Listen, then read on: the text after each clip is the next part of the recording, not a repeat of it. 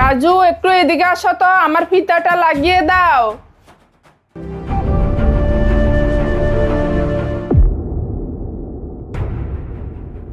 আচ্ছা ঠিক আছে।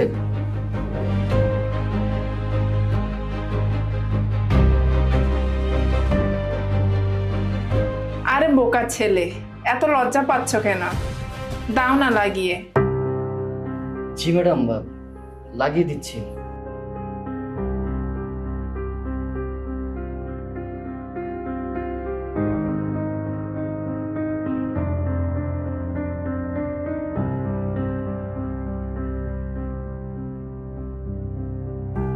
ম্যাডাম আমাকে এসব ইশারা ইঙ্গিত করে কি বোঝাতে চাচ্ছে আমি তো কিছুই বুঝতে পারছি না। ব্যাপারটা আমার কাছে কেমন জানি খটকা লাগছে। কে রে রাজু, তুই আমাদেরকে রেখে একা একা চলে আসছিস? আমি আরো তোর জন্য অপেক্ষা করতেছি। এই কি রে, কি হয়েছে? চুপচাপ বসে আছিস কেন? হ্যাঁ ওই যে ওই তোরা তো আসতে লেট করে ফেলছিস, তাই আমি একা একাই চলে আসি। আর ম্যাম ওয়াশরুমে। কি রে, তোর কি হয়েছে? তোর কথাবার্তা এমন লাগছে, তোর কি কিছু হয়েছে? আসসালামু আলাইকুম ম্যাম। ওয়ালাইকুম সালাম। এই মেয়ে, তোমরা প্রতিদিন লেট করে কেন আসো? এভাবে লেট করে আসলে আমি তো তোমাদেরকে পড়াবো না। তাছাড়া তোমরা দুজন কালকে পড়তে আসোনি কেন? মানে ম্যাম, কালকে আসতে পারিনি। আসলে হয়েছে কি, আমার খালাতো ভাইয়ের বার্থডে পার্টি ছিল, ওইখানে আমরা দুজনে গিয়েছিলাম, এর জন্য আসতে পারিনি। আচ্ছা যাই হোক, তোমরা মন দিয়ে পড়াশোনা করো, আমি ড্রেস চেঞ্জ করে আসতেছি। আর হ্যাঁ শোনো, তোমরা যদি এভাবে লেট করে আসো তাহলে তো আমি পড়াতে পারবো না। সামনে তোমাদের এক্সাম আছে, পরীক্ষায় ভালো ফলাফল যদি না করো বদনাম তো আমারই হবে। আমি তোমাদেরকে এতটুকুই বলবো, তোমরা ভালো করে পড়াশোনা করো, সামনে তোমাদের এক্সাম আছে, এক্সামে ভালো রেজাল্ট করো। আচ্ছা ঠিক আছে, কলেজের সময় হয়ে গেছে, তোমরা তাহলে কলেজে যাও, আমি রেডি হয়ে আসতেছি। ম্যাম, আজকে হোমওয়ার্ক দিবেন না? না, তোমরা আজকে কলেজে যাও, আজকে সময় নেই।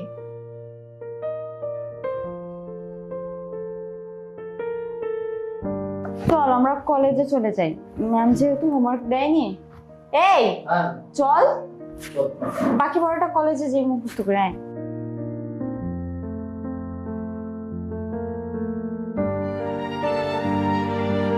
কি হয়েছে তোর? বুঝলাম না, এরকম মন মরা হয়ে গেছিস কেন? কিছু হয়েছে?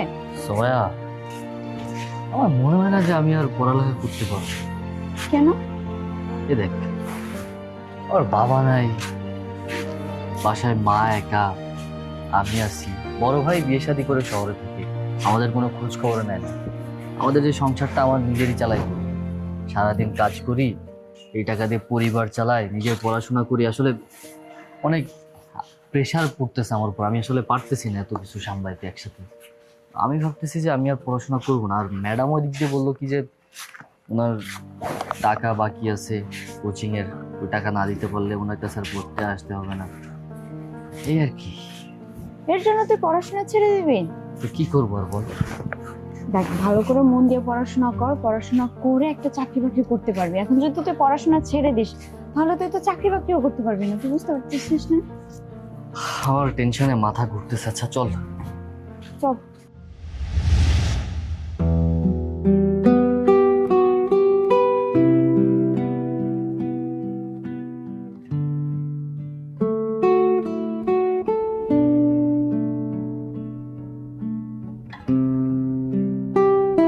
কিরে, তোরা এইখানে বসে আছিস আর তোদেরকে আমি পুরো কলেজ খুঁজতেছি, কোথাও পাচ্ছি না। বলবি তো যে এখানে আসছিস। ক্লাস হচ্ছে না, তার জন্যই তো এখানে এসে আমরা দুজন বসে আড্ডা দিচ্ছি। আচ্ছা যাই হোক, শোন না রাজু, তোর সাথে আমার একটা কথা আছে। ফারিয়া, রাজুর সাথে আমার কিছু কথা আছে, তুই একটু জানা। ঠিক আছে, কথা বল। এই তুই এখানে বস। হ্যাঁ বল, কি কথা? আচ্ছা রাজু, তোর কি হয়েছে? সে সকাল থেকে দেখছি তোর মুড অফ। তাছাড়া সায়রা ম্যামের সাথে তোর গুড রিলেশন আছে, কাহিনী কি বলতো আমাকে? আচ্ছা তুই কি এইসব কথা বলার জন্য আমাকে এখানে ডাকছিস? তোর আমি বলছি না যে আমার ফ্যামিলিতে প্রবলেম হচ্ছে, আমি আর পড়াশোনা করতে পারবো না? আর তার ভিতরে তুই সব কি বলতেছিস? আমি নিজেই আছি টেনশনের ভিতরে, মাথায় কাজ করতেছে না আমার কোনো কিছু। আচ্ছা যাই হোক, শোন না, তোকে তো আমি অনেক কথাই বলতে চাই, কিন্তু তুই বলার সুযোগই দিস না। আচ্ছা কি কথা বলবি বল।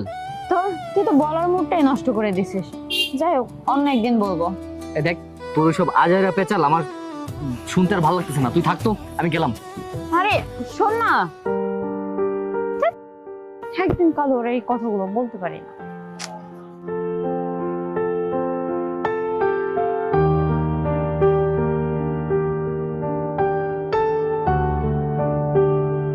ওই যে আমার গাড়ি চলে আসছে, তুই থাক তাহলে। হ্যাঁ আচ্ছা যা তাহলে।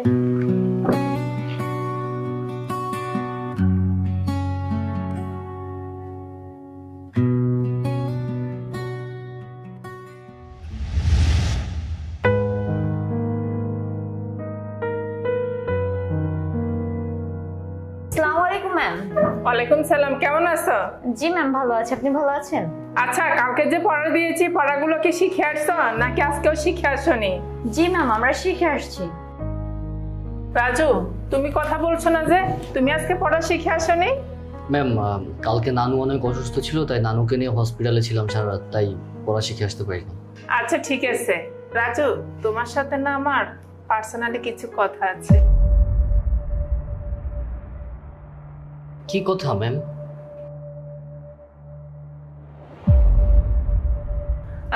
সুমাইয়া, ফারিয়া, তোমরা দুজন পড়ো, আর রাজু তুমি আমার সাথে উপরে আসো। আচ্ছা ঠিক আছে ম্যাম। কি হলো রাজু, আসো। এই তোমরা পড়ো, আসো।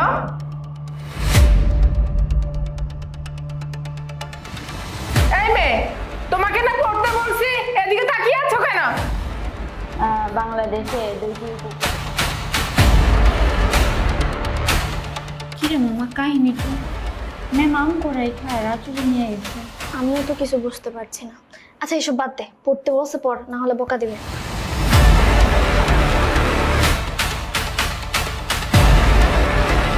এখানে বসো। আচ্ছা রাজু, তোমার সাথে আমি একটা কথা বলতে চাই, তুমি কাউকে বলবে না তো?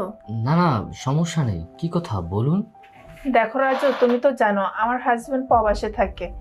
এখন আসলে আমারও তো একটা চাহিদা আছে। তুমি যদি আমাকে সময় দাও তাহলে তোমার টাকা পয়সা কোনো কিছুর অভাব পড়বে না। আর হ্যাঁ শোনো, তোমার লেখাপড়ার খরচ নিয়ে তুমি টেনশন করো না, আমি সব টাকা দেব। আর আমি জানি তুমি একটা দরিদ্র ফ্যামিলির ছেলে, তোমার এত টাকা নেই যে তুমি ভালোভাবে লেখাপড়া করবে। আমি তোমাকে পকেট খরচ দেব, আমি তোমাকে টাকা পয়সা সব দেব, তুমি শুধু আমার চাহিদাটা মেটাবে। কি বলছেন ম্যাডাম আপনি এসব? আমি তো কিছুই বুঝতে পারতেছি না, আপনি আমার সাথে ছি ছি ম্যাডাম ছি। দেখুন ম্যাম, আপনি খুব ভালো করেই জানেন আমি একটা দরিদ্র ফ্যামিলির ছেলে, আর আমি গরিব হতে পারি কিন্তু আমার ফ্যামিলির একটা মান সম্মান আছে। আপনি আমাকে এইসব কথা বলছেন, এগুলো যদি পাবলিকে জানাজানি হয় তাহলে কী হবে বুঝতে পারছেন? আমার ফ্যামিলি তো কোথাও মুখ দেখাতে পারবে না। সরি ম্যাম, আপনি আমাকে মাফ করবেন, আমি পারবো না। আরে পাগল, তুমি এগুলো নিয়ে কোনো টেনশন করো না, আমারও তো একটা মান সম্মান আছে তাই না? তোমার মান সম্মান যাতে না যায় আমি সেভাবে সব কিছু ম্যানেজ করব।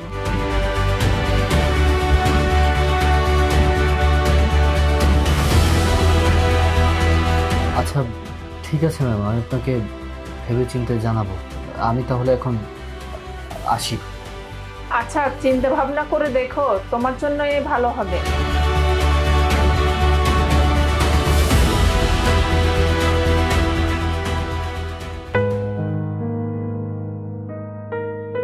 কি রে রাজু, কলেজে যাবি না? তোকে আমি টেক্সট দিচ্ছি, ফোন দিচ্ছি, তুই তো কোনটাই রিসিভ করছিস না, কি হয়েছে? হ্যাঁ যাব। তুই এই সময় আমার বাসায়? হ্যাঁ, তোকে অনেক টেক্সট করলাম, তারপর ফোন দিছি, তুই তো কোনোটাই রিসিভ করলি না। তাছাড়া কলেজে যেতেও দেরি হয়ে যাচ্ছে, তাই ভাবলাম তোকে নিতে আসি। তাছাড়া রাজু, তোকে আজকে আমার একটা কথা বলার আছে, অনেকদিন ধরে ভাবছি বলবো কিন্তু বলা হয়নি, কিন্তু আজকে বলবো, চল না। আরে এত ঘুরিয়ে পেঁচিয়ে কেন কথা বলছিস? আমরাই তো, বল না কি বলবি। আরে না রে, এই কথা এখানে বলা যাবে না। আন্টি বাসায় আছে? হ্যাঁ মা তো বাসায় আছে। আচ্ছা তুই দাঁড়িয়ে আছিস কেন, বস। আচ্ছা বস, কলেজে লেট হয়ে যাচ্ছে, তাড়াতাড়ি রেডি হ, যেতে হবে তো। আচ্ছা বস তুই, আমি রেডি হয়ে আসছি।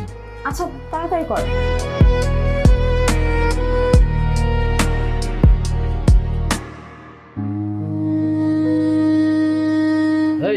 কি ভাবছিস? আমি তো রেডি, চল। হ্যাঁ চল।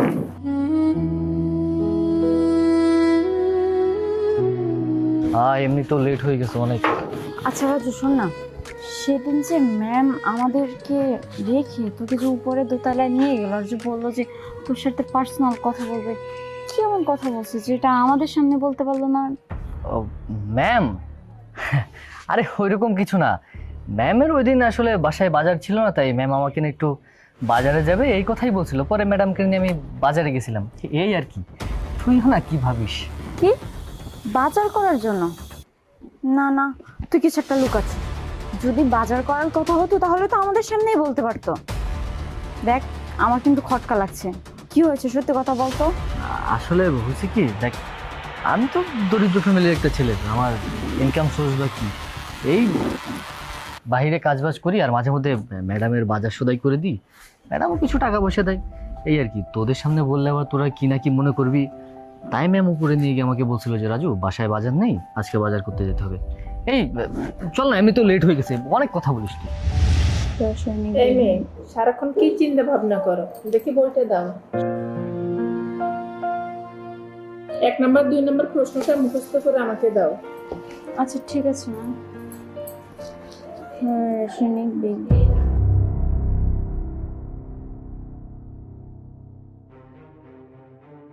এই মেয়ে পড়ায় মনোযোগ না দিয়ে তুমি এদিক সেদিক কি দেখছো? তুমি এভাবে করলে তো আমি তোমাকে পড়াতে পারবো না। যাও, তোমাকে আমি পড়াবো না, যাও। ম্যাম আপনি সব কি বলছেন? আপনি আমাকে পড়াবেন না মানে? তাছাড়া আমি কি করেছি যে আপনি আমাকে পড়াবেন না? এই মেয়ে তোমাকে পড়াবো না বলেছি, পড়াবো না। শোনো, তুমি এখন এই মুহূর্তে চলে যাও। দ্বিতীয়বার তুমি এখানে আসার চেষ্টা করবে না এবং কি আমার কাছে পড়ানোর চেষ্টা করবে না। তোমাকে আমি আর পড়াবো না, এখন এই মুহূর্তে বের হয়ে যাও। তুমি আমার মুখের দিকে তাকিয়ে কি দেখছো? বলেছি না এখান থেকে চলে যেতে, যাও। আচ্ছা ঠিক আছে না, আমি চলে যাচ্ছি।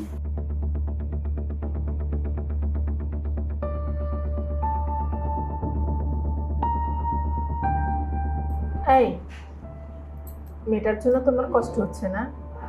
শোনো, এখন মাসে কেউ নেই, তুমি আমি ছাড়া। চলো আমরা বেডরুমে যাই। এই রাজু, কি ভাবছো তুমি? না ম্যাম, কিছু না। আর আপনি ওকে এইভাবে বের করে দিলেন কোনো কারণ ছাড়াই? আরে বোকা, তুমি বুঝো না ওকে কেন বের করে দিয়েছি? ও যদি এখানে পড়তে আসে তাহলে তুমি আমি রোমান্টিক মুহূর্তগুলো আর কাটাতে পারবো না।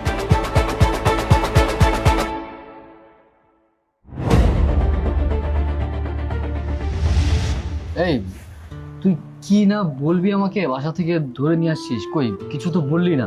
আরে বলবো তো, আসলে বাসায় আন্টি ছিল তো এর জন্য বলতে পারিনি। তাছাড়া আমি ভাবছি এই কথাটা তোকে অনেকদিন ধরে বলবো, কিন্তু ওরকম সুযোগ হয়ে ওঠেনি। তাছাড়া তুই আমাকে সুযোগ করে দিসনি, যার কারণে ওইভাবে বলে ওঠা হয়নি। কিন্তু আজকে তোকে বলবো। আরে কি কথা, এত ঘোরাচ্ছিস পেঁচাচ্ছিস কেন? সোজাসুজি বল। মানে আমি না তোকে। আরে দাঁড়া,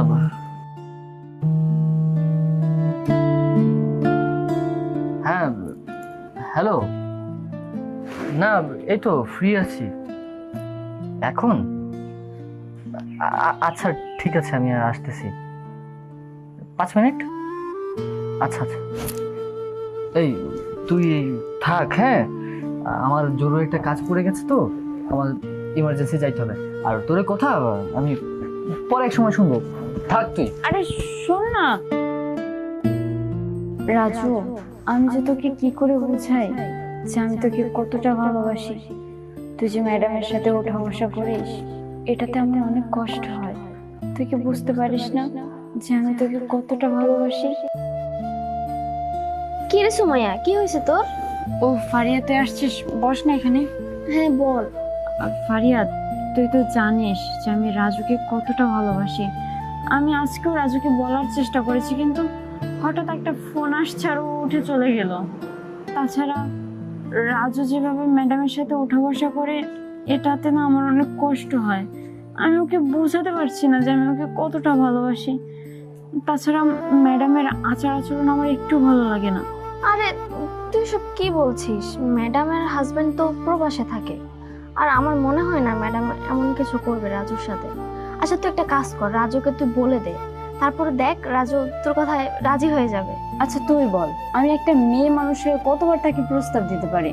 তাছাড়া সে আমাকে অ্যাভয়েড করে চলছে, ইগনোর করছে। আর ওকে ভালোবাসার কথা বলতে গেলে ও শুধু একটা কথাই বলে যে আমি গরিব, আমি এইটা, আমি ওইটা।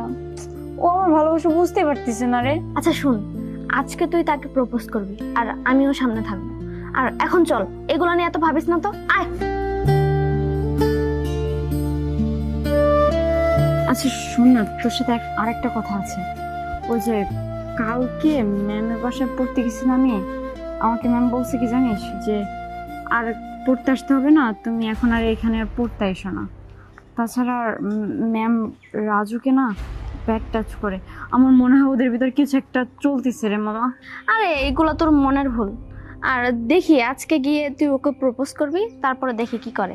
আর তুই যদি না বলিস আমি বলবো। চল তো এখন। দেখেন ম্যাডাম, আমি যতই আপনার কাছাকাছি থাকি না কেন, আমি আপনার কাছে আসলে আমার আসলে ওই ফিলটা কাজ করে না ভিতর থেকে। আমার মনে হয় যে আপনি আমার ম্যাডাম, আমার গুরুজন, মানে আপনার সাথে আমি এইগুলা, ম্যাম আমাকে ছেড়ে দেন না ম্যাম। আরে তুমি লজ্জা পাচ্ছ? লজ্জার কোনো কারণ নেই। আর লজ্জা পেলে লাইট অফ করে দিই। না না, লাইট অফ করে দেন। রাজু,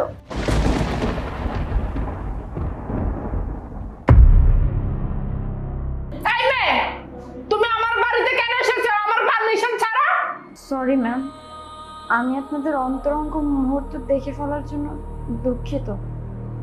আসলে আমি একটা কাজের জন্য আসছিলাম। যাই হোক, আরিয়া চল।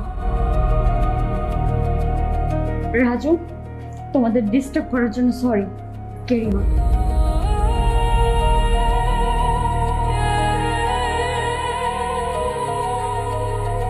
আরে সুমাইয়া, দেখ তুই কাঁদিস না, যা হওয়ার তা হয়ে গেছে। আর আমি এটা ভেবে অবাক হচ্ছি যে তোর ধারণা ভুল ছিল না। আমি তো আজ নিজের চোখে দেখলাম কি হলো এগুলো, আমি কিছুই বুঝতে পারছি না। আর ম্যাডামকে কত সম্মান করতাম, উনি একজন টিচার হয়ে ওনারই ক্লাসের ছাত্রর সাথে ছি ছি ছি, এগুলো কি করছে ভাবতেও ঘৃণা লাগছে। চল। ম্যাম, ওরা যেহেতু সবকিছু দেখেই ফেলছে, তো চলেন না আমরা বিয়ে করে ফেলি, তাহলে আর কোনো সমস্যা হবে না। কি তুই যা বলছিস ভেবে চিন্তে বলছিস? তোর মাথা ঠিক আছে? হুম, আমি তোকে বিয়ে করব? শোন, কান খুলে শোন। এতদিন তোকে আমি ব্যবহার করার ইচ্ছে ছিল, ব্যবহার করেছি। কাল আমার হাজবেন্ড আসতেছে, এখন তোকে আমার কোনো প্রয়োজন নেই। আর তুই কালকে থেকে আমার বাড়ির আশেপাশেও আসবি না, ঠিক আছে? এখন এই মুহূর্তে আমার বাড়ি থেকে চলে যা। ম্যাম, আপনি এখন এসব কি বলছেন? ওরা সব কিছু জেনে গেছে, আর এইসব তো আর গোপন থাকবে না, সব জায়গায় ছড়িয়ে যাবে। আমার আমার ফ্যামিলির কি হবে আপনি একবার চিন্তা করে দেখছেন? তোর মতো ছোট লোককে আমি বিয়ে করব? আমি একজন কলেজের প্রধান শিক্ষক, আমার পিছনে কত হাজার হাজার ছেলে ঘুরে। আর তোর মতো টোকাই ফকিরকে আমি বিয়ে করব? তোর কি মনে হয়? দেখেন, আপনি নিজেই আপনার জালে আমাকে ফাঁসাইছেন। আমি কিন্তু আপনার কাছে আসি নাই। আপনি এখন বলতেছেন আপনার পিছনে হাজার হাজার ছেলে ঘুরে, আমি তো আপনার পিছনে ঘুরি নাই, আপনি আমার পিছনে ঘুরছেন। আর আজকে আপনি আমাকে এই দুঃসময় ছুঁড়ে ফেলে দিচ্ছেন, এটা কেমন বিচার?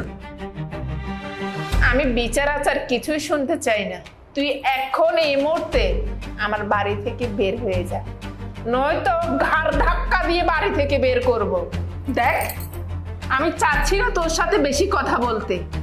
তোকে ঘাড় ধাক্কা দেওয়ার আগে তুই বের হয়ে যা।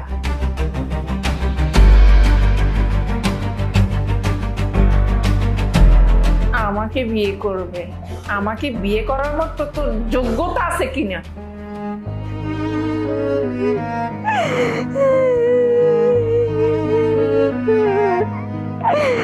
সুমাইয়া, তুই এভাবে কান্না করিস না, তোর সাথে আমার অনেক কথা বলার আছে, আমার কথাগুলো শুন। জানোয়ারের বাচ্চা, তুই এখানে কেন আসছিস? তোর মতো পচা কুত্তার মুখ আমি দেখতে চাই না। আমার বাসা থেকে এক্ষুনি বের হয়ে যা। সুমাইয়া, আমি আমি বেরিয়ে যাব, আমি এখানে থাকতে আসিনি। আমার অনেক কথা বলার আছে, আমার কথাগুলো বলেই আমি চলে যাব। প্লিজ এমন করিস না। দেখ রাজু, আমি তোর আর একটা কথাও শুনতে চাই না। তুই এক্ষুনি এই মুহূর্তে আমার বাসা থেকে বের হয়ে যা, যা। সুমাইয়া, আমি জানি তুই আমার কোনো কথা শুনতে চাচ্ছিস না। আমাকে দেখলেই তোর রাগ হচ্ছে, ঘৃণা হচ্ছে। তারপরেও আমার কথাগুলো তোর শুনতেই হবে। আমি যদি না বলি তুই কখনো জানতেও পারবি না। আমি ফারিয়ার কাছে শুনেছি সব কিছু। ফারিয়া আমাকে বলছে যে তুই আমাকে ভালোবাসিস।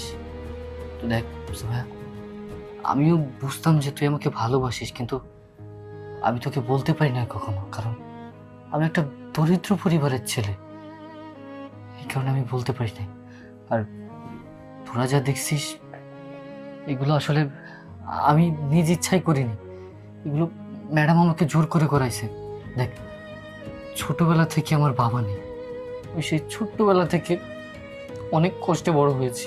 নিজের লেখাপড়ার খরচ নিজে চালাইছি, নানান ধরনের কাজ করছি। আমার একটা মা আছে, অসুস্থ মা। প্রতি মাসে মায়ের অনেক টাকা ওষুধের পিছনে চলে যায়।